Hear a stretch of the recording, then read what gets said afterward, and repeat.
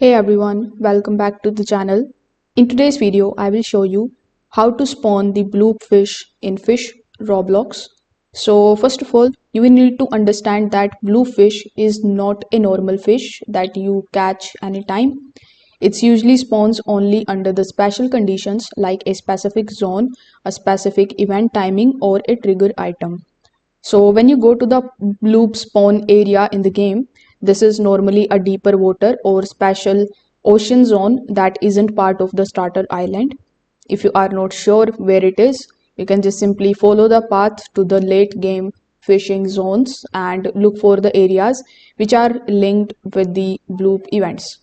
Now to spawn the bloop fish, you will usually need a trigger item like the bloop whistle.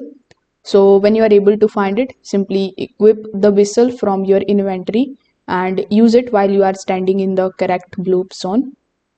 If you use it in the wrong place, the fish won't spawn. So once it is activated, stay in the water area and start fishing immediately.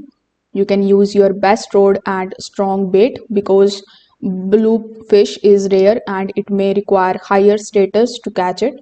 Now keep checking the water and keep casting because the spawn chances can be low as well. Now if it still doesn't spawn, it may be linked to the event timer or seaweed cycles. So in that case, you need to try switching to the servers and try again, or you can wait for the next in-game event window. So that's how we will be able to spawn the bloop fish in Fish on Roblox. Simply go to the current zone, use the trigger item like the bloop whistle, and then you just have to start fishing during the spawn window. So if this video helped you out, make sure that you like this video and subscribe to the channel.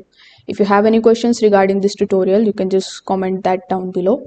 Thanks for watching and I will see you in the next one.